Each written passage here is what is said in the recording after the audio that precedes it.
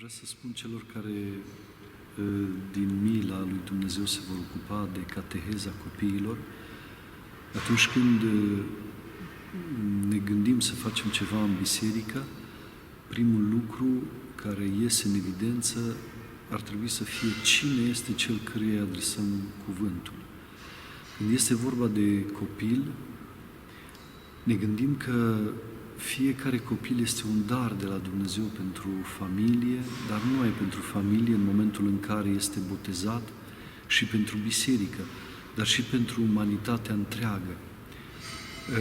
Și atunci ar trebui să fim conștienți că în fiecare copil trăiește lumea întreagă, se recapitulează lumea întreagă, dar și că pentru fiecare dintre acești copii Hristos se întrupează.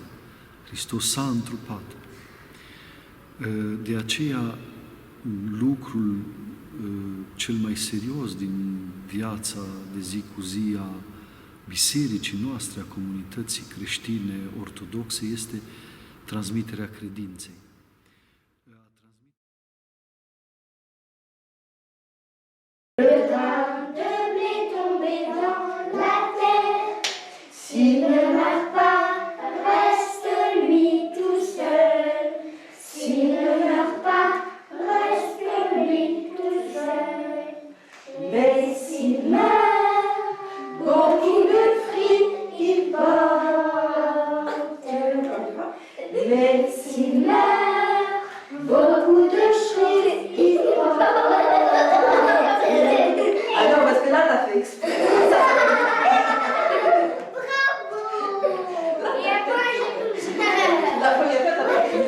Ce qu'on peut dire, c'est que le premier lieu de la catéchèse, c'est la famille. Et c'est la famille, la catéchèse, c'est transmettre la foi. Donc on peut dire que c'est, même pendant que l'enfant est dans le sein de sa mère, qu'il l'entend chanter, qu'il entend ses prières. C'est déjà le premier lieu de la catéchèse. Mais parfois, les familles sont déficientes. Donc c'est l'Église qui doit prendre la suite et qui doit approfondir. D'où la nécessité de renforcer la catéchèse dans nos paroisses et qu'il y ait des parents qui s'impliquent véritablement dans cette transmission. Peut-être pour aider les familles qui justement ont des difficultés elles-mêmes au sein de leur propre famille à donner ce qu'elles ont reçu, ou parfois même elles ne peuvent pas donner parce qu'elles n'ont rien reçu. Les enfants qui sont dans l'Église sont affiliés à notre communauté par la grâce du Saint-Esprit, ils sont entrés dans notre famille spirituelle, et donc ils sont nos enfants parce nous sommes membres les uns des autres. Leurs parents sont nos frères et nos sœurs dans la foi et dans l'Esprit Saint, et nos enfants aussi, nous avons la plupart du temps été témoins étant présents au moment de leur baptême. Donc ça constitue pour nous tous, prêtres, diacres, membres du peuple de Dieu, ça constitue une vraie responsabilité. Donc parler de nos enfants, c'est pas excessif. Ça veut dire que ça nous...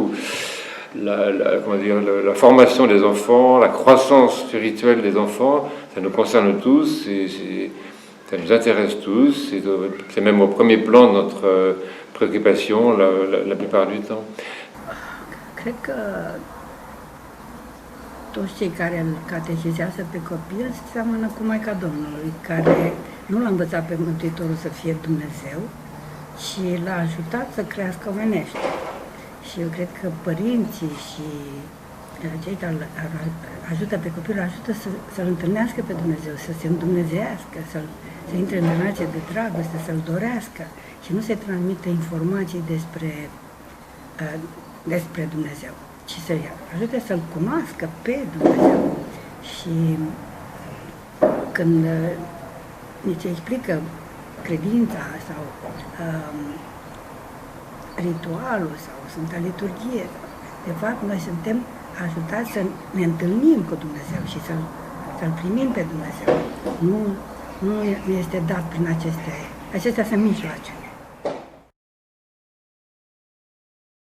Maintenant, pourquoi, au fond, on pourrait dire que ce n'est pas nécessaire. Il y a des pays qui se sont passés de catéchisme et de catéchèse, mais souvent c'était pour des raisons d'obligation. Par exemple, le catéchisme, la catéchèse était interdite dans certains pays à certains moments connus de la plupart d'entre nous. Et donc, par conséquent, la question de l'enseignement ne se posait pas. Maintenant, il y a une autre raison, c'est que la conception de la connaissance dans la tradition orthodoxe est une conception qui est moins tributaire de la démarche didactique. Elle est plus tributaire de la démarche mystagogique ou initiatique ou sacramentelle, liturgique. Donc en tout cas, chez nous, les orthodoxes, l'élément didactique est quand même secondaire par rapport au reste, disons, à la méthode, si je veux dire, la méthode liturgique. Bon, donc c'est une raison pour laquelle, au fond, on peut se dire pourquoi faire le catéchisme aux enfants, à la limite, la liturgie suffit. Mais quand on dit ça, ça veut dire qu'on a une conception un peu magique de la liturgie et des sacrements, en disant que t'as qu'à aller à la liturgie, ça va résoudre tous les problèmes. En réalité, il faut qu'il y ait une synergie, il faut qu'il y ait une participation de la conscience personnelle pour que le miracle que le Christ veut accomplir dans la liturgie ait vraiment lieu. Et c'est là que le catéchisme est important, parce que c'est le catéchisme qui éveille la conscience, qui éveille la liberté, qui éveille le discernement, par ce principe qu'on appelle l'éducation, c'est de l'éducation religieuse qui suscite la conscience. Maintenant, il y a une autre et deux raisons en plus, disons, pour lequel le catéchisme est tout à fait normal, disons, dans notre Église orthodoxe, c'est qu'il est un prolongement du baptême. Et de même que nous avons une préparation au baptême, nous avons aussi un accompagnement, une suite du baptême. Dans l'Église ancienne, ceci concernait surtout les adultes. Il y avait ce qu'on appelle la catéchèse baptismale, oui, qui était la préparation au baptême, et la catéchèse mystagogique, je crois, oui, si je ne me trompe pas, qui suivait le baptême. Donc, ça fait partie de notre tradition, dire que quelqu'un a été baptisé, maintenant on lui doit un accompagnement spirituel, théologique, catéchétique, biblique. Il ne suffit pas d'avoir baptisé et puis laisser les gens dans la nature, comme ça, ce ne serait pas honnête, au fond.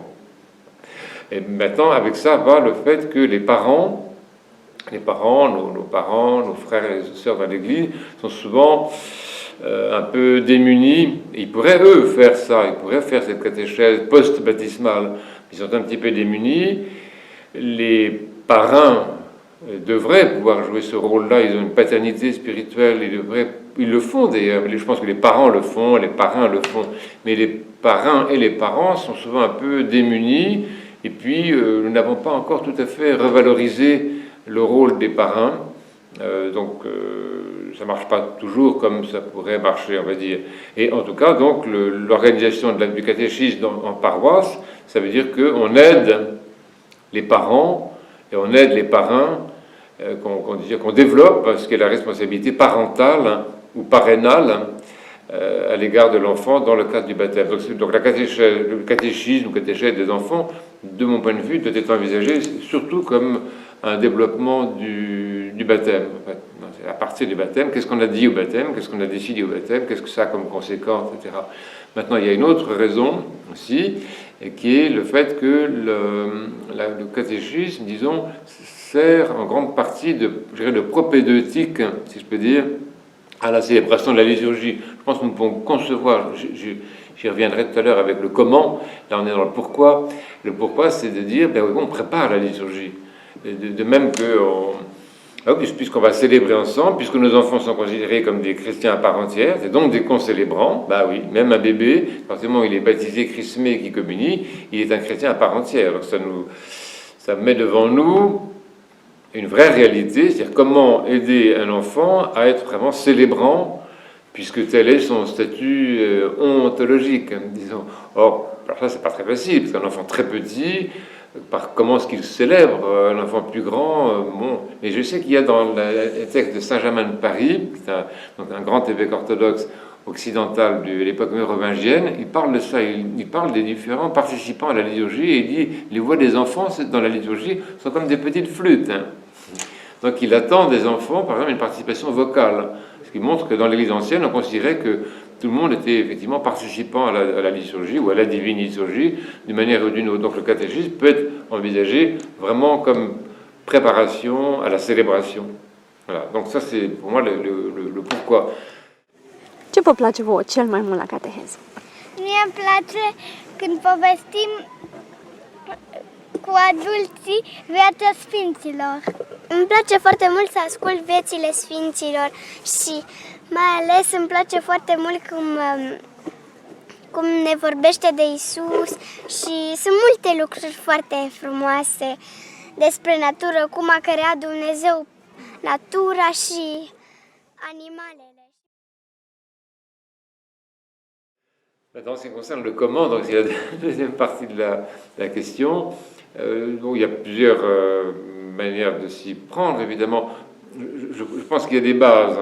La base de tout enseignement dans l'Église, en général pour les adultes comme pour les enfants, c'est quand même la parole de Dieu et son interprétation. C'est-à-dire, alors ça peut être préparer l'Évangile le dimanche prochain, ou revenir sur l'Évangile le dimanche dernier, enfin, ou prendre un évangile qu'on va entendre à un moment ou à un autre. Enfin, un évangile, je dirais, qui est en circulation dans le temps liturgique. Parce que le temps liturgique est très très important. Je pense que nous devons faire le catéchisme des enfants dans le cadre du temps liturgique et non pas déconnecté de ce temps. Et donc la parole de Dieu, telle qu'elle se présente dans le cadre du temps liturgique, la lire, la relire, l'expliquer les mots, l'apprendre par cœur, si on fait de la mémorisation de l'évangile, pourquoi pas, la gestuer aussi, ça, je suis moins au courant de ce qui peut se faire dans ce domaine-là, la traduire iconographiquement, ou chercher dans le programme iconographique ce qui existe déjà, enfin, tout ce qui peut exploiter une péricope de la parole de Dieu au maximum, et après ça, voir effectivement tous les prolongements dans le domaine du comportement. Je crois qu'il y a trois façons d'exploiter, d'utiliser, de développer la parole de Dieu. C'est d'abord son sens, qu'est-ce que ça veut dire. Deuxièmement, sur quelle forme de prière est-ce qu'elle débouche. Comment est-ce que je vais prier? Il y a certains textes de l'Évangile qui sont assez clairs. Par exemple, ce qu'on avait ce matin, les gens qui disent « Aie pitié de moi, fils de Lévi » ou « Aie pitié de mon enfant », c'est-à-dire on voit très bien qu'il y a une prière qui est issue du texte évangélique lui-même. Quelquefois, c'est moins évident. On va chercher ça, justement. C'est ça le catéchisme aussi, c'est de voir quelle prière. Bon. Et troisièmement, quel comportement. Ça, j'ai appris ça de mes amis juifs. Ils disent qu'est-ce que l'enseignement des rabbins, il porte sur ces trois choses-là. La compréhension de la parole de Dieu, l'apprendre à prier et apprendre à se comporter selon la volonté de Dieu. Donc ça occupe une séance de catéchisme. Maintenant, donc le principal support, si je peux dire, c'est la parole de Dieu. Et dans tes mains pour la faire. Voilà. Parce que la parole, on la prend, on la met sur la bouche, on la répète avec la bouche. Hein, la parole est sur ma bouche, je la répète. Alors je la prends par cœur comme ça, elle descend dans mon cœur. Et après, je peux la faire. Parce que je la connais tellement bien que quand je vais agir, parler, et bien ce sera la parole qui va sortir comme ça. Oui, on y va?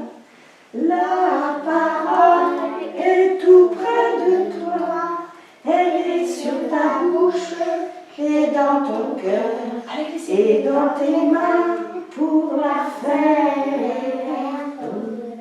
Faites les gestes. Voilà. Alors, quel est l'intérêt d'apprendre par cœur dans le cadre de la catéchèse? Eh bien, ça me fait penser à cette anecdote. Donc, le père Pierre Schaeffer était aumônier dans un collège de garçons, une école privée. Il est décédé l'année dernière, le père Pierre. Et dans son enseignement, sa catéchèse consistait à faire apprendre aux élèves des récitatifs. Donc l'évangile chanté, rythmé, gestué. Il composait lui-même beaucoup de récitatifs. Et alors, un de ses élèves, interrogé une fois adulte, on lui demandait « Qu'est-ce qui te reste de l'enseignement religieux que tu as reçu ?» Et il a dit « Ce que j'ai appris avec le père Pierre Schaeffer. » Donc, c'est cet évangile chanté, rythmé, gestué qui lui est resté dans la mémoire. Et c'est ça l'intérêt, c'est que comme c'est du chant, ça reste dans la mémoire. Et ensuite, quand on grandit, ça vous revient, on peut le méditer et ça peut vous nourrir dans la vie quotidienne et toute la vie. De l'intérêt de l'apprendre jeune, c'est encore mieux que de l'apprendre plus tard. Voilà. Le deuxième support, c'est évidemment l'icône. Je sais que j'ai fait l'expérience moi-même de passer une année entière sur une seule icône, l'icône de la présentation de la Mère de Dieu au Temple. Il y a de quoi occuper l'année, tellement c'est riche tellement c'est profond. Et au fond, c'est la même méthode. On va exploiter l'icône comme on exploite un texte de la parole de Dieu. C'est toujours pareil. Qu'est-ce que ça veut dire? Quelle prière ça nous inspire? Et quel comportement est-ce que ça nous inspire? Ça, c'est vraiment, et c'est bien d'avoir toujours les trois. Ne pas zapper une de ces trois dimensions. Maintenant, il y a un autre support très important, c'est la préparation des fêtes liturgiques. Alors, les préparer, bien sûr, au niveau folklorique, pourquoi pas, c'est toujours très sympathique. Les préparer au niveau des chants, les préparer au niveau des textes, je sais pas, même des habits, des vêtements. Enfin, je pense que la préparation à la fête, c'est vraiment très, très, très catéchétique. Même dans des éléments très simples qui sont, par exemple, les vêtements, les décorations de l'église, les fleurs, les chants qu'on apprend, tout ce qui peut être fait. Par exemple, on prépare la fête paroissiale, on attend l'évêque, donc on va préparer des bouquets de fleurs, des beaux habits, un chant qu'on va lui chanter, des petits poèmes qu'on fait. Tout ça, c'est très pédagogique, en fait. Et finalement, il faut être assez intelligent, si vous voulez, pour voir toujours les aspects pédagogiques des événements. Mais donc, bien sûr, les grandes fêtes comme Pâques, Noël, etc., c'est vrai que ça fournit beaucoup de possibilités dans le domaine pédagogique, je pense quand même. Alors maintenant, il y a une autre, dans le domaine du comment, c'est les supports. Maintenant, je pense que la méthode elle-même, alors moi, par expérience, je pense premièrement, c'est très important que les enfants aient un cahier, qu'ils aient un cahier de catéchisme dans lequel ils recopient, ou bien nous recopions pour eux, enfin, voir, suivant l'âge de l'enfant, on recopie les prières qui ont été apprises ou dites, dans lesquelles on recopie aussi un très petit résumé de ce qui a été retenu, du sens de la prière et du comportement. Voilà, un résumé vraiment de ce qu'on a dit et le faire avec eux avant qu'ils ne repartent à la maison, parce qu'ils ne le feront pas trop. Tu as d'illusions, un enfant qui rentre à la maison et qui, avec ses parents, essaie de résumer ce qu'il a fait au catéchisme, c'est trop difficile. C'est trop difficile, ce sont des petits, même des adolescents ont du mal à le faire, même des adultes. On dit aux adultes, qu'est-ce qu'on a dit à la catéchèse? Les adultes prennent des notes. Voilà. Donc c'est très important de le faire dans la séance de catéchisme, avant la fin, dire voilà, on s'arrête, qu'est-ce qu'on a dit aujourd'hui? Alors on marque sur le cahier, ça prend beaucoup de temps, donc faire attention. Il y a des enfants qui écrivent, les petits, ils écrivent très très lentement, mais ils aiment écrire, les enfants petits, ils aiment bien le côté scolaire, ils n'ont pas peur de ça. C'est les plus grands qui aiment moins, mais les petits, ça dépend de l'âge, tout ça. Et donc, en tout cas, un cahier dans lequel on colle les images, les reproductions de ce qu'on a mis, le texte des chants, comme je l'ai dit, les prières, donc ça, c'est très très important. Et puis, quelque chose qui est très important également, ça c'est un peu inspiré de ce que disait Merci Luana hier sur la méthode Montessori, c'est pouvoir aussi ne pas parler. C'est-à-dire laisser un enfant devant un texte de l'Évangile, il le lit une fois lui, une fois l'autre, ou la moitié l'un, la moitié ceux qui savent lire, ça dépend de l'âge aussi. On peut partager la lecture entre plusieurs. Ils peuvent le recopier un bout, dire qu'est-ce que tu aimerais recopier de ce... Bon, mais les laisser ne pas avoir peur du silence, dire aux enfants, écoutez, moi je vous laisse, et puis vous allez me dire ce que vous avez envie de me dire après, avoir le courage de ne rien dire. Et il paraît que c'est une très très très bonne méthode. Et après ça, au bout de un temps qui paraît long, par exemple 2 minutes, 3 minutes, c'est très très très long, 5 minutes, c'est beaucoup trop, même 5 minutes et moins, disons, dire à l'enfant, bon, qu'est-ce que ça te dit? Qu'est-ce que tu as envie de dire? Qu'est-ce que tu as remarqué? Qu'est-ce qu'il y a comme mot important? Qu'est-ce qui se passe? Éventuellement, tiens, est-ce que tu peux me raconter l'histoire? Est-ce que tu peux me résumer l'histoire? On ferme l'évangile, ou on retourne la parole, on dit à l'évangile, bon, qu'est-ce que tu as... Raconte ce qu'il y a dans cet évangile-là. Donc là, c'est très très important, parce que c'est un procédé de reformulation du texte, du récit, d'appropriation aussi du récit par la reformulation. Donc ça peut se faire par oral, ça. Bon, après ça, qu'est-ce que tu penses? Voilà, tout ce qui surgit qu'on n'a pas prévu hier. Hein.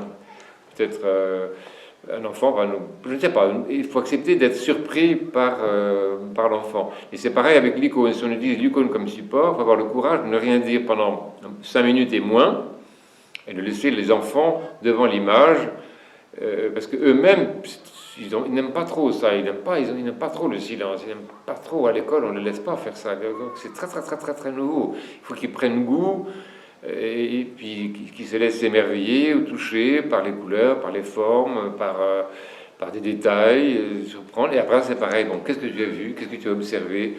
C'est très très très intéressant, et Et ça occupe beaucoup de temps. Et donc là aussi, on arrive, peut-être je vais conclure après, sur la question de la gestion du temps, parce qu'on en a parlé.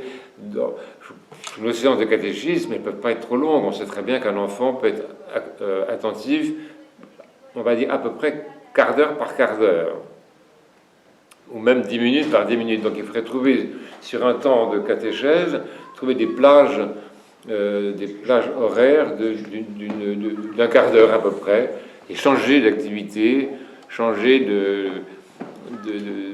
manière de fonctionner, de méthode, tous les quarts d'heure. Si on a 1 heure, maintenant si on a plus d'1 heure, ce qui paraît beaucoup, là il faut vraiment faire une rupture, en sachant que si on fait une récréation, un goûter, un truc comme ça, on n'arrive pas à récupérer les enfants après. Donc, à mon avis, il vaut mieux, d'un point de vue pratique, il vaut mieux avoir 1 heure par exemple devant soi et varier les méthodes et les approches dans l'heure. Maintenant, il y a une autre chose qui est importante pour conclure, c'est que toute séance de catéchisme, et ça c'est évident, bon, pardon de dire ça, toute séance de catéchisme commence par la prière. Et si le prêtre peut être là, ça serait quand même pas mal. Et quelquefois, il ne peut pas, mais on essaie que le prêtre soit là et qu'il dise une prière même très courte, de 1 minute, 3 minutes, ça n'a pas beaucoup d'importance. Mais bon, il leur fait embrasser la croix, il les bénit, il leur donne cette grâce de travailler ensemble. Et à la fin de la séance, que le prêtre, s'il est là, revienne. S'il n'y a pas de prêtre, on s'en passera. Mais s'il y a un prêtre, c'est mieux. Et qu'il y a une petite prière d'action de grâce, on conclut. C'est-à-dire commencer par la prière et terminer par la prière. C'est vraiment très important. Et après ça, donc l'enfant rentre chez lui avec son cahier et on essaye d'avoir avec les parents, ça c'est aussi un élément très important, les catéchètes que nous sommes, ou que vous êtes, essayer d'avoir une relation avec les parents, soit par téléphone, soit par un petit mot, ou en demandant aux parents. Parce qu'il faut demander aux parents de signer le cahier de catéchisme, je ne sais pas, ça paraît beaucoup, mais ou peut-être prévoir un petit casier dans le cahier où les parents pourraient s'exprimer. Là, je ne sais pas, je n'ai pas d'idée toute faite. Il faudrait trouver un moyen quand même de communiquer avec les parents jusqu'à la prochaine séance. Et puis, éventuellement, dire, la prochaine séance, on aura tel projet, on fera telle chose. Éventuellement, un enfant, s'ils sont plus grands, on peut lui demander de faire un petit travail, une petite recherche, de recopier un texte, ou d'écrire une petite poésie qui s'inspire de l'Évangile. Bon, je ne sais pas, ça c'est à trouver, ça, mais je crois que c'est quand même bien de leur demander quelque chose de séance en séance. Bon, et après ça, encore une chose, si les séances sont très rapprochées, on peut faire du continu, c'est-à-dire commencer un travail qu'on continue la fois suivante. Si les séances sont rares, c'est-à-dire par exemple 1 fois par mois, on ne peut pas faire ça. Donc chaque séance doit se suffire à elle-même, et la séance suivante, c'est une autre séance, etc. Voilà, donc, et pour tout ça, bien sûr, ce qu'il y a derrière tout ça, c'est toujours la prière, la prière, la prière. Le fait que les enfants, le plus tôt possible, avant 7 ans, commencent à se confesser, c'est très important. On dit, les enfants se confessent à partir de l'âge de 7 ans, mais c'est beaucoup trop tard. Un enfant à 3 ans et demi, 4 ans, peut très bien commencer à demander pardon à Dieu parce qu'il y a eu un problème à la maison. Les parents le préparent à la confession, les parrains aussi, en disant, écoute, voilà, tu sais ce qu'il y a eu à la maison, on a demandé pardon à la maison devant l'icône, mais maintenant, dimanche, avant la liturgie, on va aller voir le prêtre, il dira une prière pour toi. Ça, c'est très, très, très important aussi, le cas de la confession. De toute façon, il faut que tout se tienne. Il ne faut pas que le catéchisme soit quelque chose de détaché, ni de la vie liturgique, ni de la vie sacramentelle, pas la préparation à la communion, par exemple. Il faut que tout se tienne dans l'Église, parce que, en tout cas, ce qui est important, c'est la célébration, c'est la communion eucharistique, c'est arriver à avoir le goût, disons, de la communion eucharistique et de la liturgie. Bon, alors il y a d'autres choses qui seraient à dire, aider les enfants à préparer un petit diptyque pour la liturgie, et apprendre aux enfants à faire le pain liturgique, ça on le fait un petit peu, que le prêtre, s'il est là, leur montre qu'est-ce qui se passe à la presque midi, et leur montre les différents objets liturgiques, ça on le fait, c'est très important. Nous avons beaucoup de possibilités, vraiment. Alors, merci. Alors les contes, ça vient pas dans la bouche des conteuses comme ça, n'importe comment, les contes. Hein? Une dernière fois, tous ensemble, pour être sûr que tout le monde l'ait bien retenu. Tout le monde l'a bien retenu, c'est bien? Ça va? C'est possible, on y va. Et cric, et crac, et mystique, et mystique, crac, et patatric, et patatrac.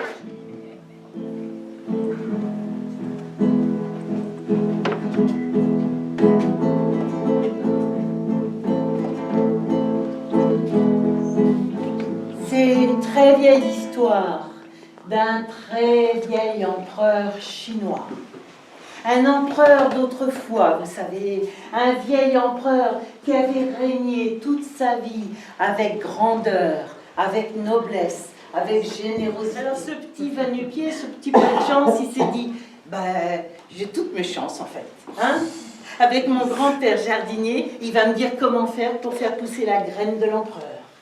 Il est rentré à la maison, il lui a montré son pot, il lui a raconté l'histoire. Et le grand-père a dit, oh, pas compliqué, mon petit-fils.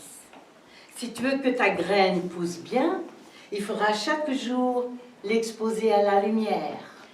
Mais pas trop, pour ne pas brûler la terre.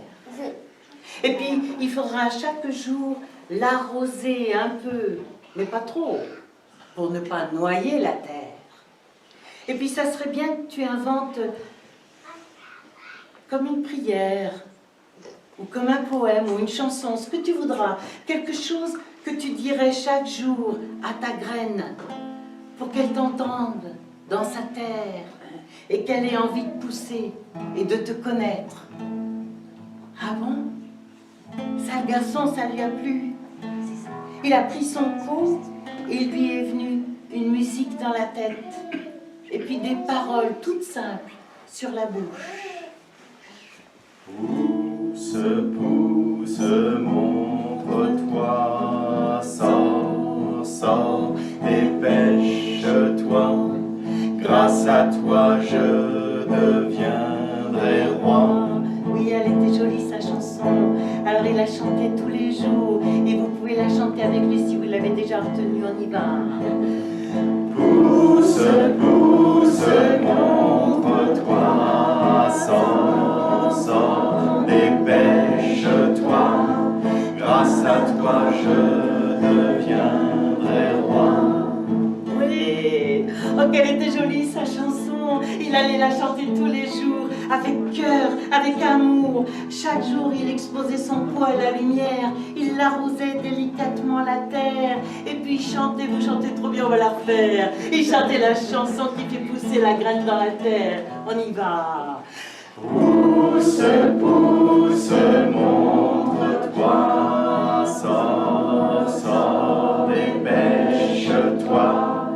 Grâce à toi, je deviendrai roi.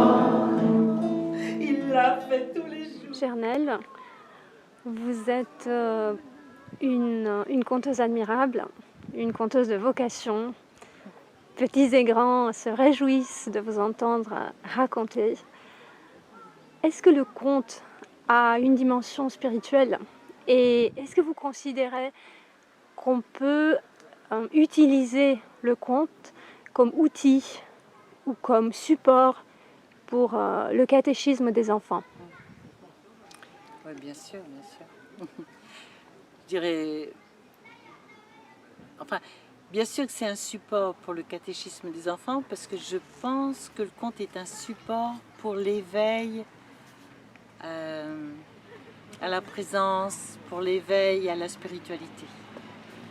Et après, dire des contes aux enfants, c'est leur laisser entendre qu'il y a des choses qu'on ne maîtrise pas, qu'on ne connaît pas, qu'on ne contrôle pas, mais qui en même temps nous accompagnent. Alors quand je dis des choses, je suis comme ça, volontairement maladroite, volontairement évasive, comme le conte est volontairement simple, accessible à tous, et volontairement enfantin, parce qu'il ne veut pas effrayer qui que ce soit. Il ne veut pas faire 3 pas en arrière à qui que ce soit, le conte. Il est comme un creuset d'ouverture, d'accueil à ce qui en nous se souvient de Dieu. Et il parle à cette part-là de nous, à cette part qui en nous a une mémoire de la présence divine. Et qui, malheureusement, ce qui en nous se souvient de Dieu est très souvent recouvert, enfoui, enterré sous les préoccupations du monde. Et le conte réveille ça. Le conte réveille ça. C'est justement ce qu'on a senti en vous écoutant, en vous regardant raconter hier soir.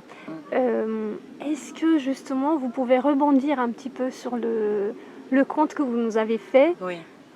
Avec l'empereur qui cherche un successeur. Oui. Voilà, et sur sa dimension justement spirituelle, Oui, tout sur à fait. comment il peut sûr. être utile Bien sûr. voilà, aux enfants à leur conversion. Est-ce que vous sentez bien? D'ailleurs, la réflexion d'un petit garçon pendant le conte est éloquente à ce sujet. Hein. Quand on commence à dire qu'un grand empereur, un grand roi cherche son successeur, ça réveille tout de suite en chacun de nous et en chaque enfant et en chaque adulte présent. Mais qui est ce grand roi? Et puis ce vieil empereur qui chantait les années, qui le courbait, qui blanchissait ses cheveux, ce vieil empereur s'est dit, il me faudrait aujourd'hui trouver un successeur. Qui cherche un successeur. Qui est-il? Et est-ce que ça ne pourrait pas être moi? Ça réveille tout de suite cette question-là, enfantine et ô combien commune à toute l'humanité. Tous les êtres humains, même les plus jeunes enfants, même les plus anciens, quand ils entendent cette histoire, l'histoire de l'empereur, ça touche à « mais pourquoi pas moi le successeur ?» Mais qui est ce grand empereur, hein? Et c'est volontairement comme ça, un peu englobé dans une histoire qui peut paraître... bon, si on la regarde à la surface, elle ne veut pas dire grand-chose, mais si on rentre dans la profondeur de ce conte, c'est vraiment la part de moi qui se sentirait capable de devenir fils de Dieu, hein, va se lever, va se réveiller. Et elle va s'avancer, cette part de moi. C'est ce petit garçon qui rentre chez son grand-père avec son pot plein d'espoir. Hein. C'est cet enfant qui se dit, pourquoi pas moi, j'ai toutes mes chances. Je vais demander à grand-père conseil. Et le grand-père, d'ailleurs, qui est celui qui sait, qui est pour nous la tradition. Le catéchisme, c'est le grand-père. C'est celui qui sait. C'est celui qui va dire à l'enfant, tu dois faire comme ça. La règle, c'est ça. Les leçons à suivre, c'est ça. La marche à suivre, c'est ça. Je te donne ma règle, je te donne ma loi. Ça, c'est le catéchisme qui dit ça. Et l'enfant, il va tout faire comme on lui dit au catéchisme. Dans sa candeur, dans son enthousiasme d'enfant, il va s'investir, comme je le raconte, il va trouver une petite chanson, il va faire ses prières, il va tout faire. Mais c'est tellement difficile. Bah, le chemin est parsemé d'écueils. Mais oui. Et on a l'impression sans cesse qu'il n'y a rien qui pousse. Et on a l'impression sans cesse que tous ces conseils du grand-père... Et les enfants, et puis attention, soyons honnêtes, les enfants. Est-ce que nous-mêmes, adultes, on n'est pas parfois étreints par le doute de se dire est-ce que aller à l'église, est-ce que suivre la loi, est-ce que écouter les conseils de mon directeur spirituel, est-ce que me confesser, est-ce que communier? Qu'est-ce qui pousse? Voilà, est-ce que ça pousse comme je voudrais? Est-ce que ça pousse comme je l'avais projeté, quoi? C'est ça qui est magnifique dans ce conte. C'est ne pousse pas ce que j'avais cru. Non, je ne deviens pas plus riche. Non, je ne deviens pas plus célèbre ou plus je sais pas quoi. Et c'est ça, toutes ces plantes, ces fausses plantes que vont mettre les autres, ce sont des compensations, des mensonges, des préoccupations du monde ou des réussites mondaines qui viennent empêcher le chemin authentique. Et puis votre conte met en avant plein de valeurs morales. Bien sûr. Voilà. Bien sûr. Qu'on peut enseigner aux enfants. Bien sûr. Et donc c'est en cela que le conte peut constituer un support pour le catéchisme. Parlez-nous des valeurs contenues dans le conte d'hier. Dès le début, d'ailleurs, je m'empresse de dire aux enfants qui sont devant, quand l'empereur regarde à sa cour, là, et qu'il cherche un successeur, je le fais exprès. Il y a peut-être des enfants très bien dans la cour de cet empereur, mais je fais exprès de dire que à la cour du château, il n'y a que des enfants turbulents, impatients, coléreux, feignants, et j'énumère les défauts qui sont les défauts de tous les enfants que nous avons été et qui nous entourent. Et j'aime bien les enfants, je les voyais un peu... Je les voyais hier soir très... inquiets. Comme s'ils me disaient un peu « Oh, moi mince, on dirait que je suis un de ces enfants de la cour de l'empereur. » quoi. Hein. Donc ça vient toucher ça. C'est très... Alors je m'empresse de dire, pas comme vous les enfants. Hein, pas comme vous. Je veux les mettre dans la file de ceux qui vont recevoir une graine. Je veux... D'ailleurs, très souvent, ils ne l'ont pas fait hier parce qu'ils étaient assis par terre, mais quand je raconte ça à un groupe d'enfants et que je prends la voix de l'empereur pour dire mettez-vous en file, je vais vous... Il y a des enfants qui se lèvent pour se mettre en file. Quand je raconte, il y a des enfants qui croient que je suis en train de leur dire mettez-vous en file, je vais vous distribuer une graine. Donc c'est très étonnant comment il s'identifie. L'enfant qui écoute un conte, il est comme dans un film, il est à fond dedans.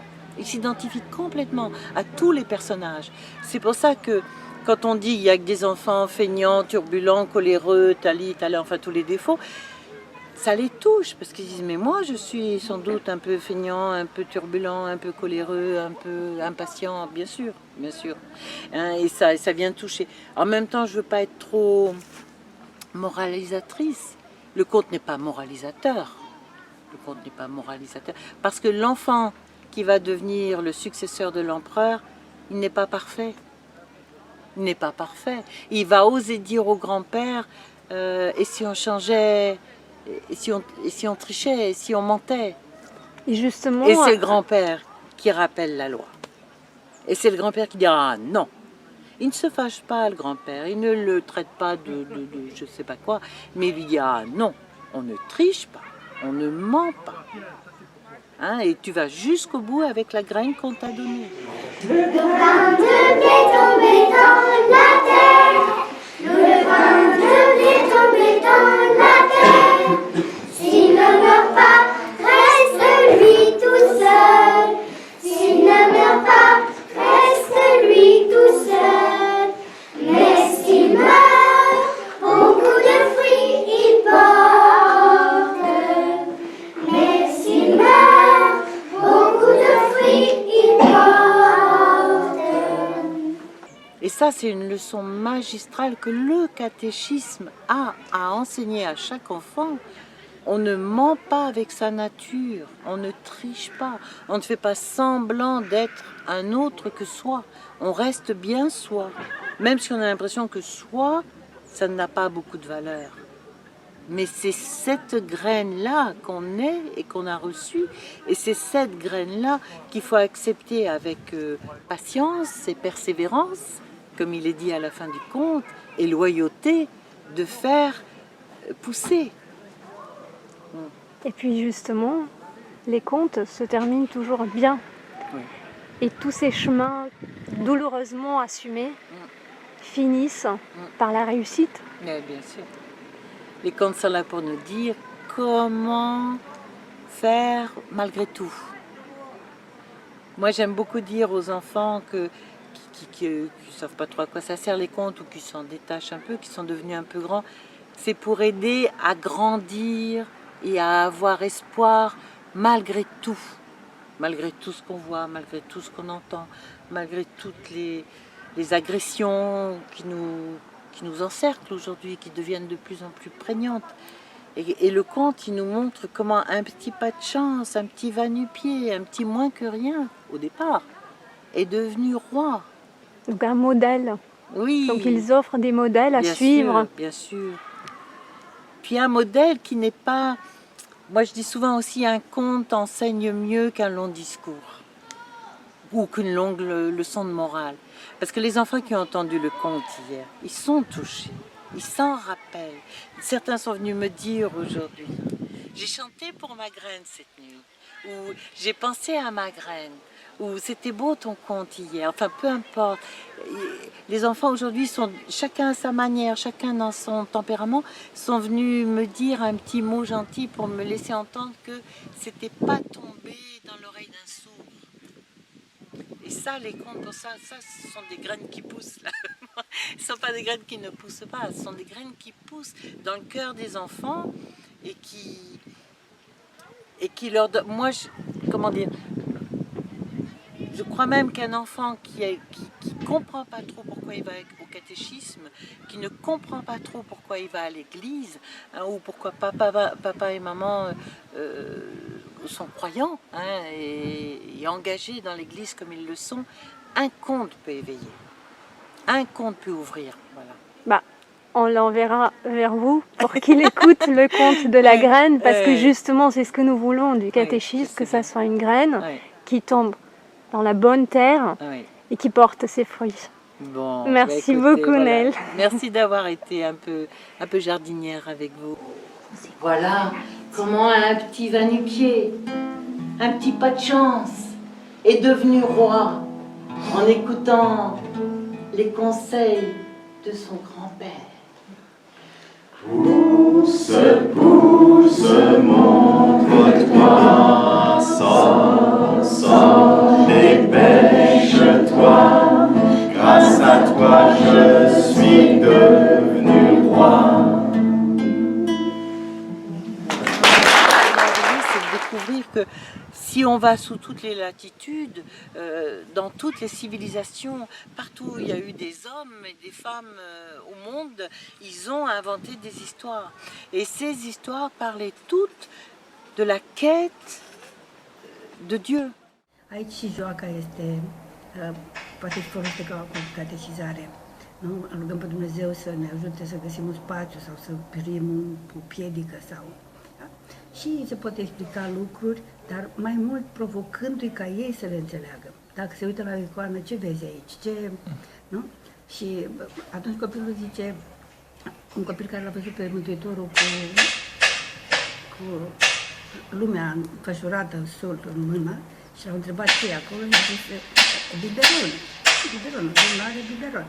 Și atunci copilul se deschide prin asta și când se explică mai mult, el are unde să primească informația. Ce este important aici este ca copiii să nu fie lăsați nesupravegheați. Se întâmplă multe lucruri care se întâmplă în lume și în grădinițe și așa, care se întâmplă chiar la biserică. Eu am multe, dacă copiii nu sunt supravegheați, trebuie să însoțiți.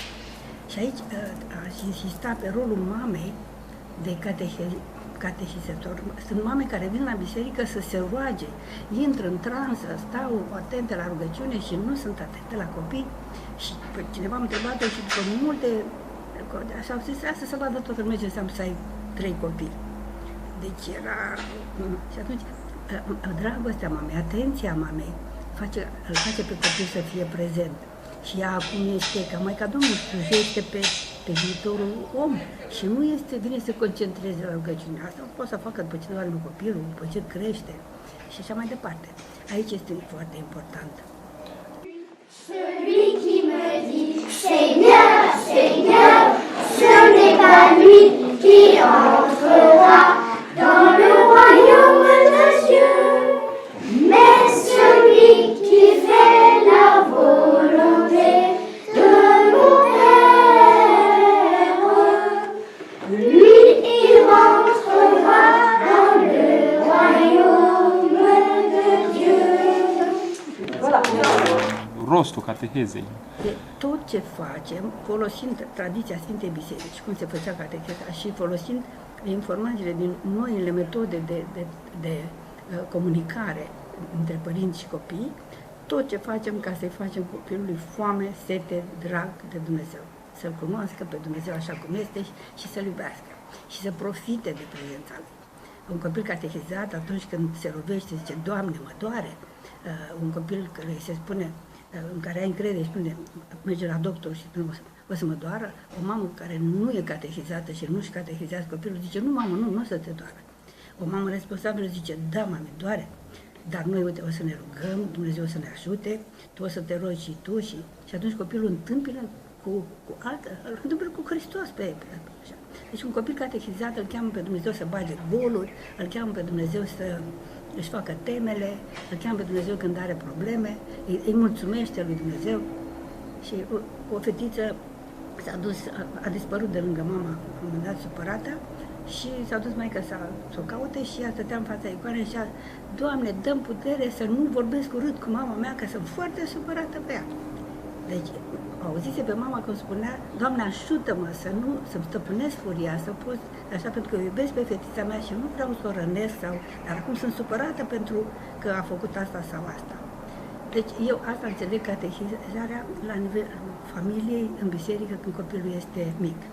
Avem experiențe, am văzut că religia în școală, toate minunile pe care le facem noi și nu dau rezultatul scontat, pentru că copilul nu este pregătit să se întâlnească cu Dumnezeu cel viu din burta mamei, din familie și în Sfânta Biserică cu mama. A transmite credința nu este un lucru ușor, pentru că înseamnă să transmiți, să dai viață, adică să-L arăți copiilor pe Dumnezeu cel viu, pe Dumnezeu omul care a trăit și trăiește pe pământ în comuniune cu tot omul. Deci și cu copilul care își începe viața. Este o responsabilitate a familiei, dar și a bisericii. Cei care îi învață pe copii credința nu se situează cu responsabilitatea lor într-un plan individual sau personal, ci în plan eclezial, bisericesc și, de ce nu, comunitar. Pentru că voi veți transmite credința bisericii. Și în același timp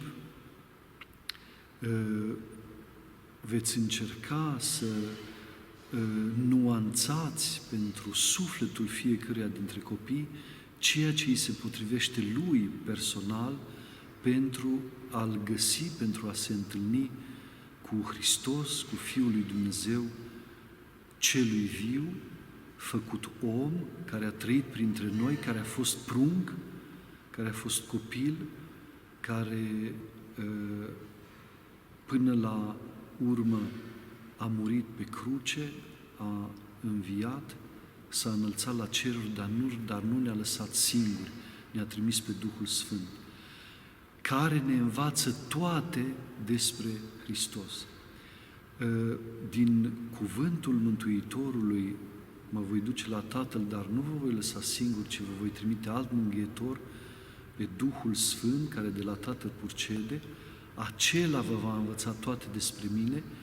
Ne dăm seama că cel care învață credința pe altcineva, sau în acest caz pe copii, este un purtător de Duh Sfânt.